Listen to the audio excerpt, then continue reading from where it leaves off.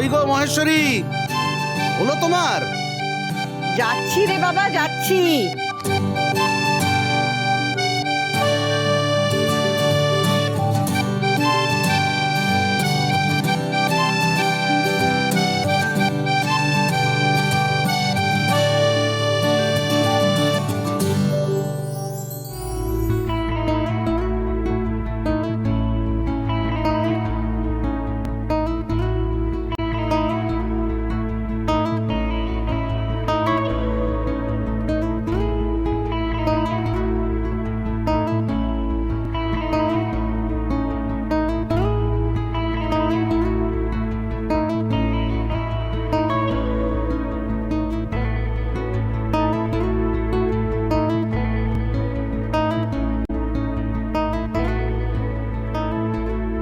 আরে এবার কিন্তু সত্যি দেরি হয়ে যাচ্ছে।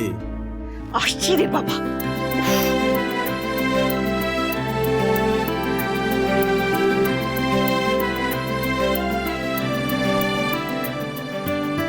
আরে এই দেখো এদের, ওরে বাবারে। গুবলু আমাকে ধরতে পারে না, পারে না।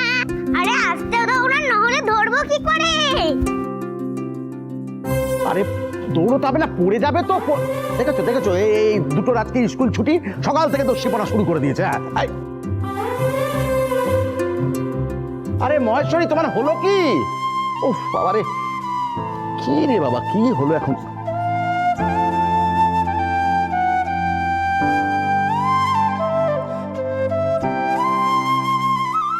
এই তো এসে গেছি।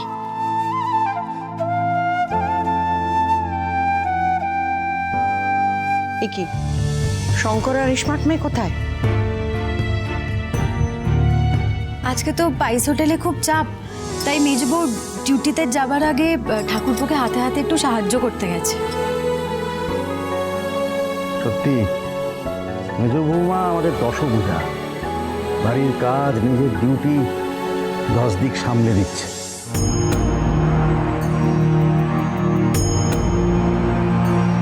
ঘরে বাইরে যখন যেখানে দরকার সেখানে ঠিক ছাতা ধরে।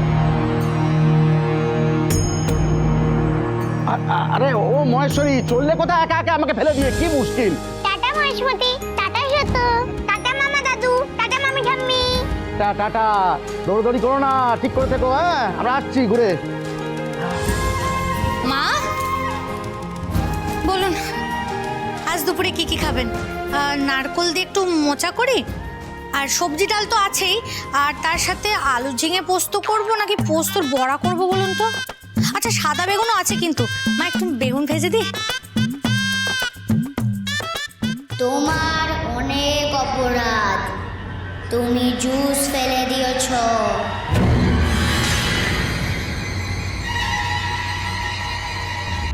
দুধ ফেলে দিয়েছ, খাবার নষ্ট করেছ। এই জন্য যমরাজ আর চিত্রগুপ্ত তোমাকে নিয়ে যেতে এসেছে। মা, আপনি এরকম ভয় কেঁপে উঠলেন কেন? না মানে আমি বলছিল যে আমার জন্য আলাদা করে কিছু করতে হবে না তোমাকে। ওই আমি অত কিছু খাবো না, বুঝলে বৌমা? ওই তোমরা আমাকে যা রান্না করে দেবে আমি ওই সোনার মতো মুখ করে তাই খেয়ে নেবো। মুখে আমি রাটি কাটবো না। হ্যাঁ,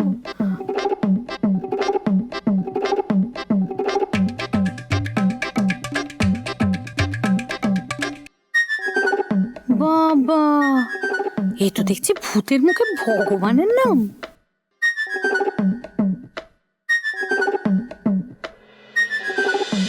কি বলছেন আপনি? আপনিই তো আমাদের ফোন করে জানিয়েছিলেন যে চিরন্তনী ট্রাস্টি এডুকেশনে পরীক্ষার সময় দুর্নীতি চলছে, আর এখন আপনি আমাদেরকে বলছেন সিজ অর্ডার তুলে নিতে। হ্যাঁ ম্যাডাম, বলছি। I am sorry, school authority চাইলে কোর্টে যেতে পারে, কিন্তু আমরা সিজ অর্ডার তুলে নেব না। না না ম্যাডাম, কোর্ট কাচারিতে যেতে চাই না আমরা। আমি মানছি স্কুল যেটা করেছে সেটা অন্যায়। অন্যায়? অন্যায় না, অপরাধ, দুর্নীতি। ছাত্রছাত্রীদের কি দোষ বলুন ম্যাডাম? স্কুল ওদের যা শিখিয়েছে ওরা তো তাই করছে। স্কুল সিজ করে দিলে ওদের পড়াশোনায় সাফার করতে হবে। প্লিজ ম্যাডাম, ম্যানেজমেন্টের এই দায়টা ওদের ঘাড়ে চাপাবেন না। আমি কথা দিচ্ছি ম্যাডাম, আমি নিজে খেয়াল রাখবো স্কুলে যাতে এরকম দুর্নীতি আর কোনোদিন না হয়, ছাত্রছাত্রীদের যাতে ঠিক মতো পড়াশোনা করানো হয়।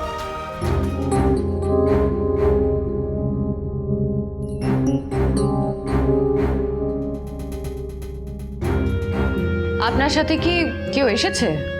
হ্যাঁ, আমার একজন ছাত্রী।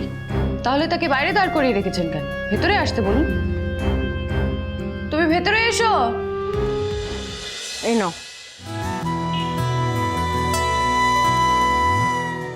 বাবা, এই যে দেখছি সব মান ধাত্তার আমলের নোট গো মাসিমা।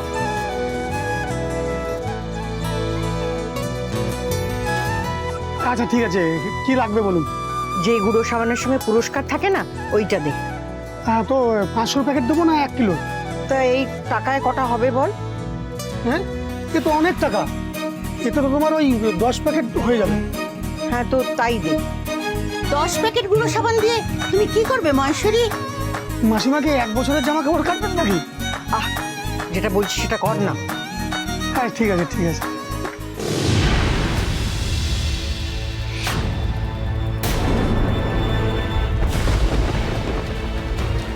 ওই যে ঐশানী ঘোষের শাশুড়ি দোকান করতে এসছে।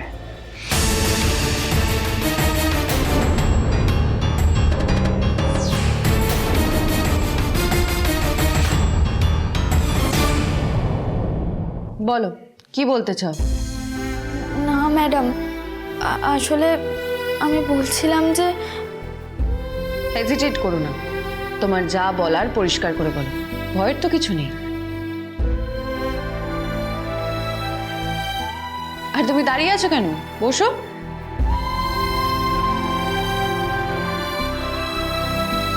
বলো।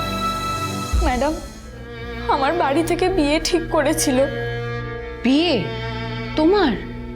হ্যাঁ ম্যাডাম, কিন্তু আমি বিয়ে করতে চাইনি। আমি সেই বিয়ে ভেঙে দিয়ে পড়াশুনো করছিলাম। গতকাল আমি অনেক আশা নিয়ে পরীক্ষাও দিতে গিয়েছিলাম, কিন্তু আমাদের স্কুলটাই তো বন্ধ হয়ে গেল। বাড়ি থেকে আবার বিয়ের চাপ দিচ্ছে। আমি পড়াশোনা করতে চাই ম্যাডাম, আমি বিয়ে করতে চাই না। প্লিজ ম্যাডাম, প্লিজ আপনি একটু দেখুন। ম্যাডাম, শুধু অপর্ণা নয়, এরকম অনেকেই আছে যারা সিরিয়াসলি পড়াশোনা করতে চায়, কিন্তু স্কুল বন্ধ হয়ে গেলে পড়াশোনাও বন্ধ হয়ে যাবে আর ওদের বাড়ি থেকে বিয়ে দিয়ে দেওয়া হয়। প্লিজ ম্যাডাম, আপনি একটু দেখুন না, স্কুলের সিজ অর্ডারটা যদি একটু তুলে নেওয়া যায়।